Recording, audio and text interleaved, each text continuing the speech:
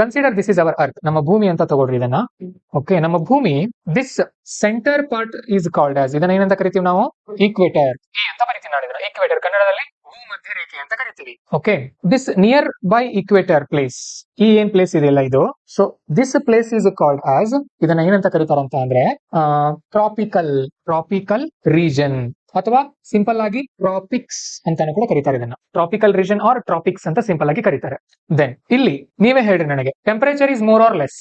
Temperature is T is, ನಾನು ಈ ತರ ಮಾಡ್ತೀನಿ ನೋಡ್ರಿ, T is more, temperature more. High, ಯಾಕೆ ಜಾಸ್ತಿ? S, sun rays are directly come here, ಸೂರ್ಯನ ಕಿರಣಗಳು ನೇರವಾಗಿ ಬೀಳೋದ್ರಿಂದ ಇಲ್ಲಿ ಟೆಂಪರೇಚರ್ ಜಾಸ್ತಿ ಇರುತ್ತೆ. And also rain is also more here, ಮಳೆ ಕೂಡ ಜಾಸ್ತಿ ಇಲ್ಲಿ. ಯಾಕೆ? Sun rays come, they will heat the water here and that water turns into ಏನಾಗುತ್ತದೆ, ಆವಿ ಅನ್ನೋಕೆ ಏನಂತೀವಿ? Evaporate. Yes, it will evaporate. Then when it reaches the top layer of atmosphere, it will cool down, it will condense and it will pour into rain. ಅದೇನಾಗುತ್ತೆ, ಇಲ್ಲಿರುವಂತಹ ನೀರು ಆವಿಯಾಗುತ್ತೆ, ಆವಿಯಾಗಿ ಮೇಲಕ್ಕೆ ಹೋಗುತ್ತೆ, ಮೇಲಕ್ಕೆ ಹೋಗಿ ತಂಪಾಗಿ ಕಂಡೆನ್ಸ್ ಆಗಿ ಹನಿಯಾಗಿ ಮತ್ತೆ ಮಳೆಯಾಗಿ ಸುರಿಯುತ್ತೆ.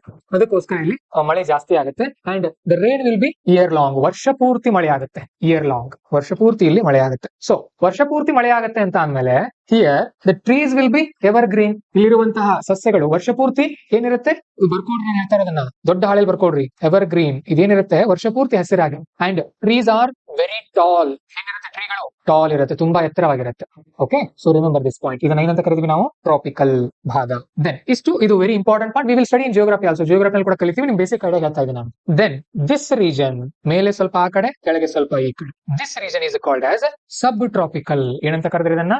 ಸಬ್ ಟ್ರಾಪಿಕಲ್. ಕೆಳಗಡೆ ನಾನು ST ಅಂತ ಶಾರ್ಟ್ ಆಗಿ ಬರೀತೀನಿ. ಸಬ್ ಟ್ರಾಪಿಕಲ್ ಅಂದ್ರೆ the temperature is little bit less than this, rain is also less than this. ಇಲ್ಲಿ ಏನೇನಿತ್ತಲ್ಲ ಅದಕ್ಕಿಂತ ಸ್ವಲ್ಪ ಕಡಿಮೆ ಇರುತ್ತೆ. Then this part is known as temperate. Subtropical ಅಂತ ಅಂದ್ರೆ ಉಪ ಉಷ್ಣ ವಲಯ, ಉಷ್ಣ ಇರುತ್ತೆ ಬಟ್ ಅಷ್ಟಿರಲ್ಲ. ಇದು ಗ್ರೀನ್ ಕಲರ್ ಏನ್ ಮಾರ್ಕ್ ಮಾಡಿದೀನಿ ನೋಡ್ರಿ, this is called as temperate. Green colour ಅಲ್ಲಿ ಮಾರ್ಕ್ ಮಾಡಿದ್ರು ಟೆಂಪರೇಟ್. ಕನ್ನಡದಲ್ಲಿ ಸಮಶೀತೋಷ್ಣ ವಲಯ. ಸಮಶೀತ ಉಷ್ಣ ಅಂದ್ರೆ ಉಷ್ಣ ಮತ್ತು ಶೀತ ಸಮವಾಗಿರುತ್ತೆ, ಸಮಶೀತೋಷ್ಣ. ಓಕೆ, ನೀವೇ ಹೇಳಿ, ಇಲ್ಲಿ ತುದಿಗೆ ಏನಿದೆ?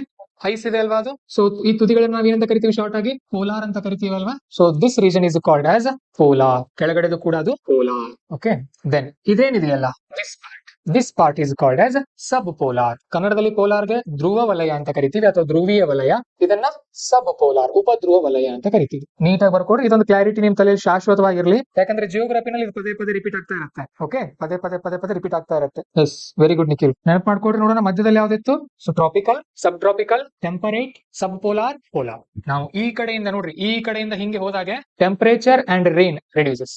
ಟೆಂಪರೇಚರ್ ಇಲ್ಲಿ ಜಾಸ್ತಿ, ಈ ಕಡೆನೂ ಕೂಡ ಹಾಗೆ. ವೆರಿ ಇಂಪಾರ್ಟೆಂಟ್ ಟಾಪಿಕ್ ಇದು, ನೆನಪಿಟ್ಕೊಳ್ರಿ.